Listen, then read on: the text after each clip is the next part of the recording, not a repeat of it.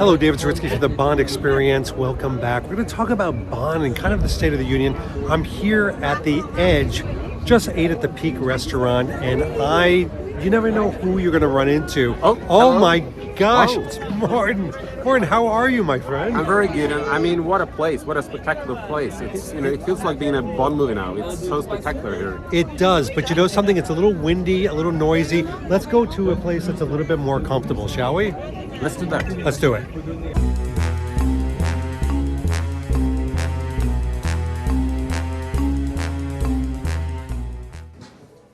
Okay, now we are in a much more comfortable place. We are in the Omega, depending on the culture that you are, boutique in New York City, the flagship store. And I'm back here with Morten. Morten, thanks for joining me. Yeah, my pleasure.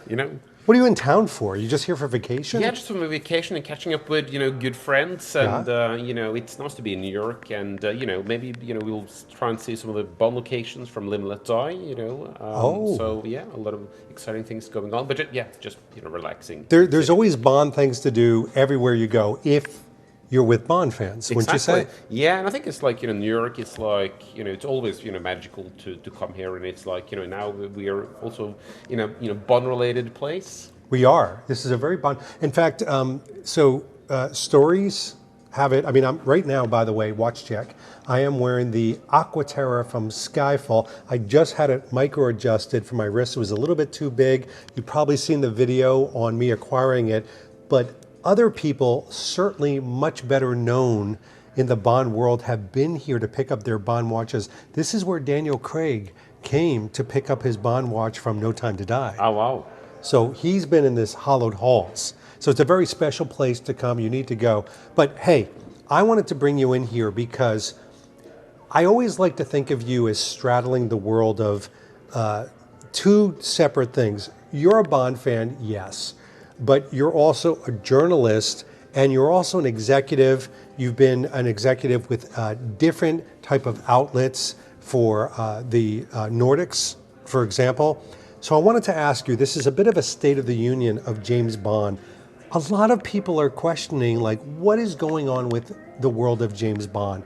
What's your assessment so far? Well, I think we're, all of us were waiting for, to get some news on the new, James Bond movie. And I think it was, Deadline Hollywood actually posted an article today because there has been like, the British Film Institute, they had a celebration of Christopher Nolan last night in London. And then, one of the journalists, he spotted Barbara Broccoli there. And of course, he asked Ian Broccoli, are there any news, any updates on, Bond 26? And then she confirmed, like, yeah, there is still no updates. So I think we're still waiting for updates. But in productions, they're still saying that there is no, news. But I have a feeling that they're, together with, MGM and Amazon, they're probably like working, on some ideas behind the scenes. But to be quite honest, I don't think that we will get a Bond movie until several years, and I think that also because of the whole situation in the world, with the war now in Europe, and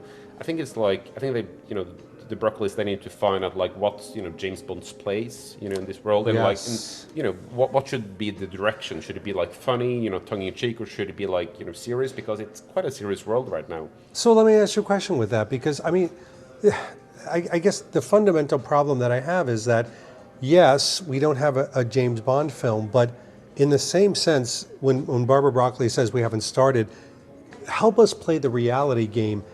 Correct me if I'm wrong, but I don't think Barbara Broccoli or anybody from Eon is going to tell a journalist or a Bond fan when they're coming out with a Bond film. This is something that they're going to hold very close. What do you think from a professional standpoint? No, absolutely. And especially from a PR perspective, it's like, when they're going to announce a new James Bond, when they're going to announce like they're work on it, they want to do it, with a bit of a splash.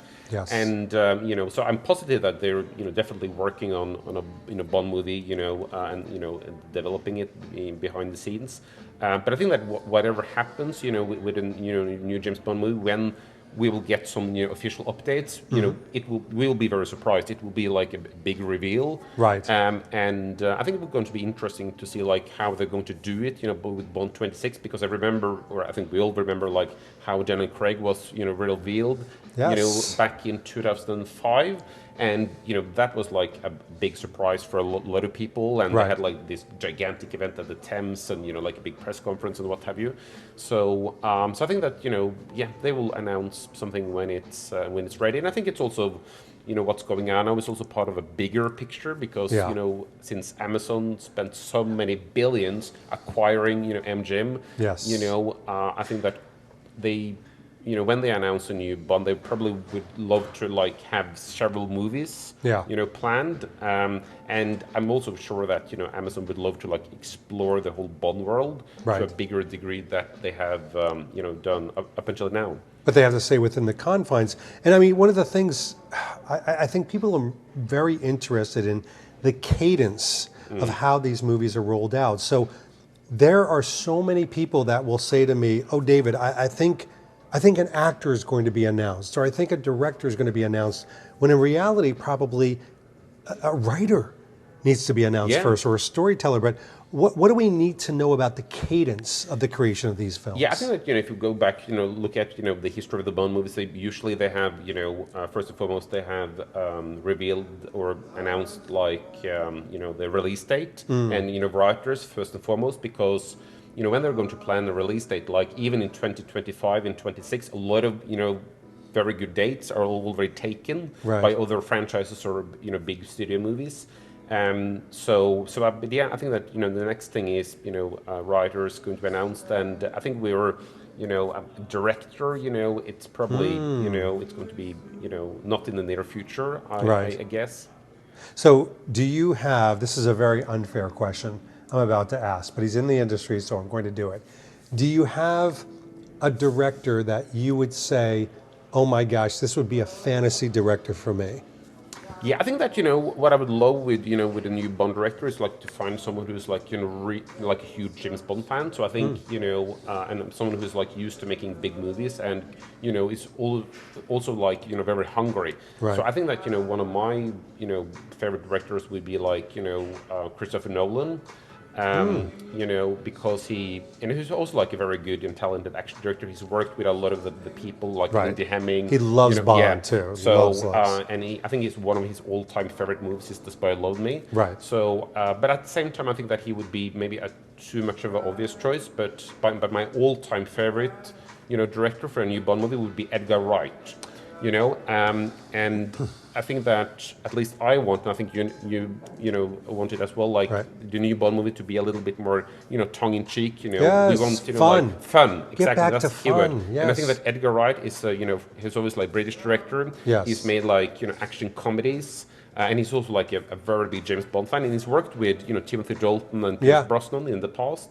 So I think that he is someone who could make a movie a little bit more like The Spy Who Loved Me or Goldfinger, and we need that now. I think. And he's inserted James Bond into his other movies, even subtly showing the Thunderball Yeah. marquee. He's actually best friends with David Williams, and the conversations I've had with David have been that Edgar has a Bond movie or two or three in his head. And when I hear that a director has three Bond movies in the cauldron of his creative aspect, it makes me feel like this guy breathes and dreams James Bond. Yeah. I don't want somebody to come in and pitch hit and go like, "Yeah, I'll do James Bond." I want somebody to say, "This is my passion project. This is what I've always wanted to do." And another great thing about Edgar Wright, he really understands film history, and he knows his Bond. And I think he's compared in the past, like with James Bond, you have like dark chocolate Bond movies and light or milk chocolate, love this, yes. Bond movies. And I think that Edgar Wright is the type of director. He probably prefers the Roger Moore kind of, milk or light chocolate Yes. Bond movies. And another great thing about Edgar is that he's used David Arnold as a composer for movies in the past, like Hot Fuzz. So, I think it would be also nice to bring David Arnold back. And I think I was thinking about it actually this morning before, I was going to meet you. Yeah. Is that when they announce a new James Bond or, in a movie, it would be great to have David Arnold back. Because that could, he would be the ideal person to, establish, a new Bond. Absolutely.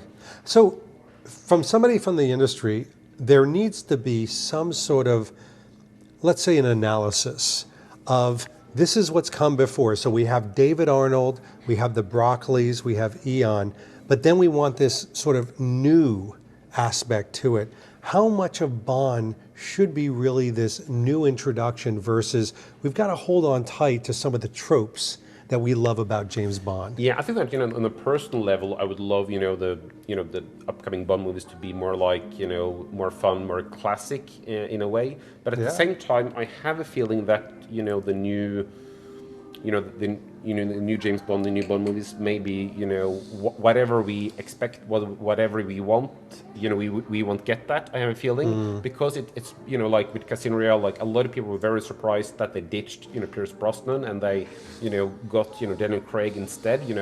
I never expected Daniel Craig to be a new Bond, so I think that the next Bond will be like a big surprise. And it's probably going to be like a British actor who's been in, had some supporting roles. Right. But he's probably not even on that specific name that they will choose. I don't think that he's on our radar yet, because I think that they will do a lot of research to find like, who like someone who can be associated with, James Bond, because a lot of talented, British actors now in the 30s that are already established with other franchises. Interesting. So, all right, I'm literally leaning on this guy because he's in the industry. So, somebody like an Aaron Taylor Johnson, his name has been thrown around quite heavily.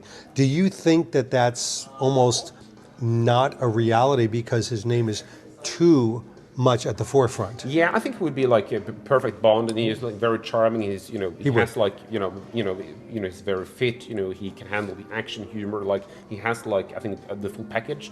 But I think he's already associated with many other big franchises and movies.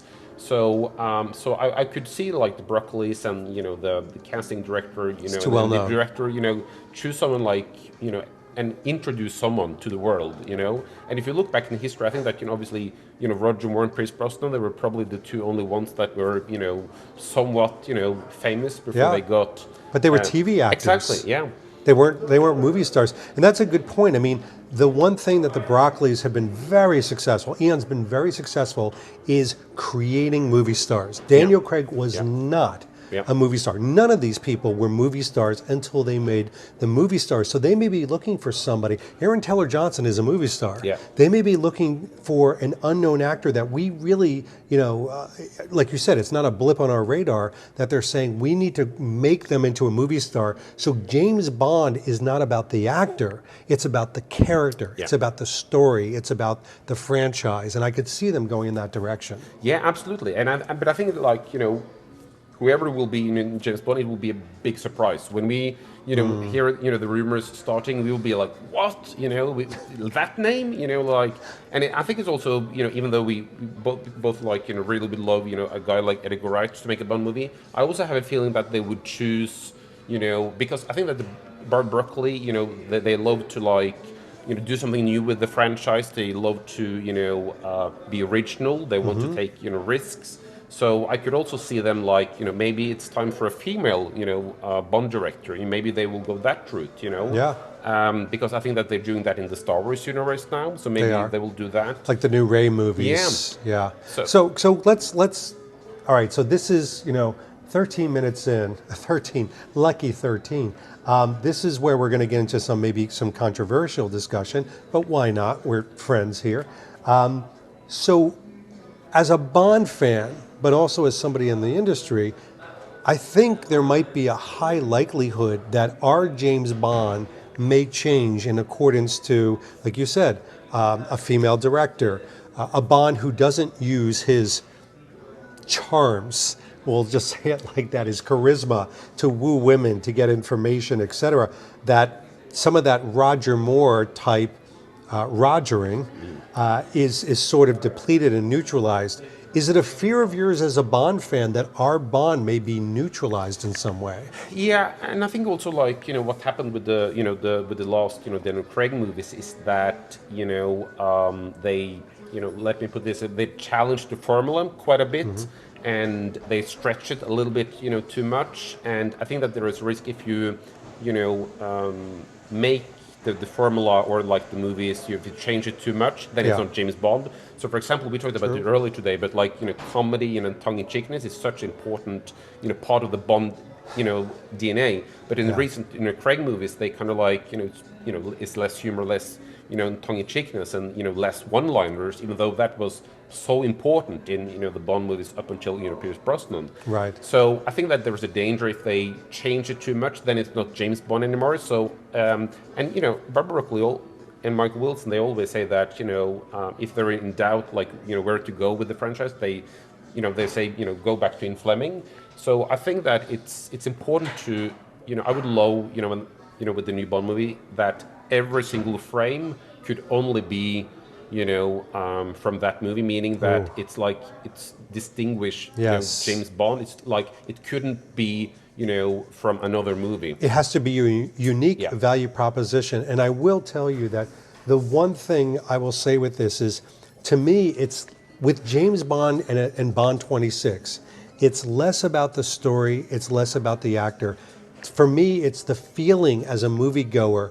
How do I leave the theater? Like with Maverick, I felt heroic. Yeah. I felt like punching the air.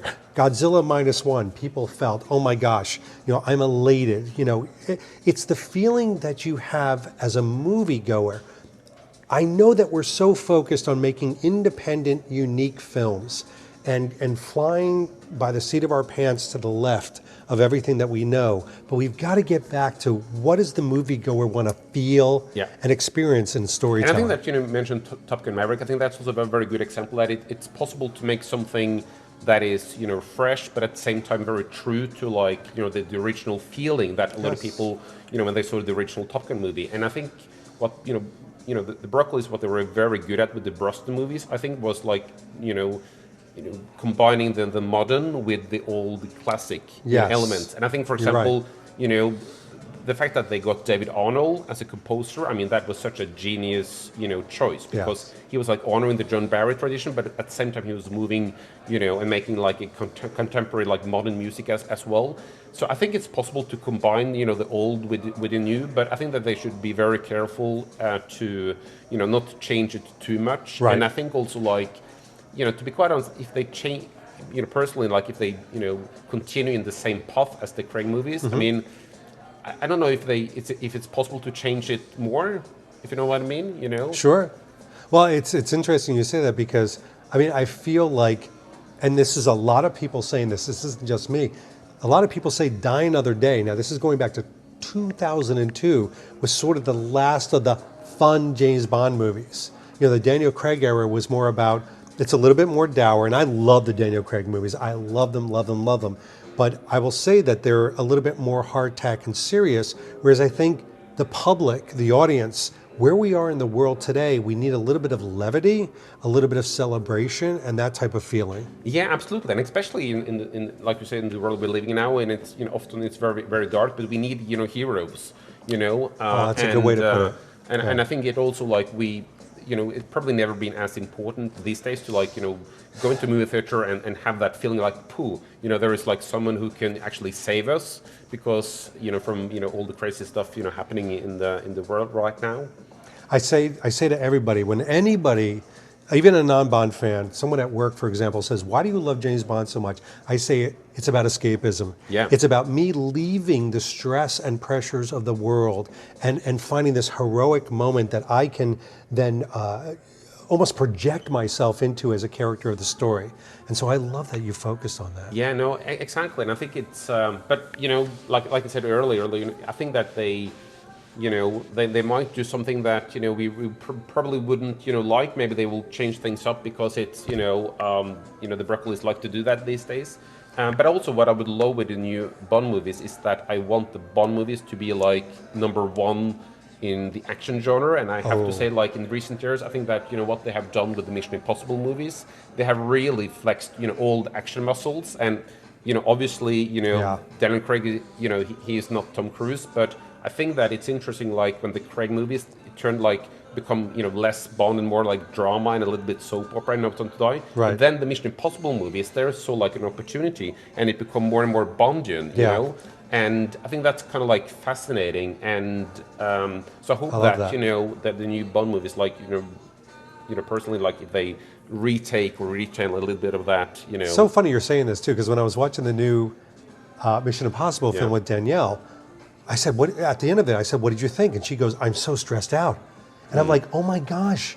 That movie made me feel so stressed out. yeah, Like I was like chewing my fingernails, and I'm like, I don't know if I feel like that in the Bond films nowadays. yeah, And I want to get back to that whole thing of like, I want to be so connected to Bond as a character that I want to be caring, and yeah, I want to make sure he's okay. And with Tom Cruise, you were like with the train scene, yeah. for example, at the end of the film, they did such a great job doing that. If we could get back to that, and if we could get back to what makes Bond uniquely Bond from a value proposition, we've got a winning formula. Yeah, and I think that also like what's happening like the last 15, 20 years, there have been so many other great action and spy movies. Yeah. So I think that the Bond movies, they've really it's been very competitive. But I want the Yes. Bond movies to like really have like a super unique stunt and like that memorable in film history. Do it for real. Do it for Exactly, real. yeah. Yeah. But also like I think that the new movies has a lot of potential. I agree. Well, listen, you heard it from a fan, an industry expert, and a good friend of mine. Morton, thank you so much. Thanks so much. Listen, we have champagne to drink, and we have things to do in New York City. So thank you so much. Thank you, Morton. We're going to eventually let him go back to Norway. And in the meantime, this has been David Zwirsky for the Bond Experience. We'll see you all real soon. Take care. Thanks for watching this episode. If you want to be up on the latest from the Bond Experience, just click on this subscribe and subscribe to our channel. You're going to get all the latest and greatest information, plus some exclusive content. And by the way, speaking of content, here's something especially for you, just because we know you. Talk to you soon.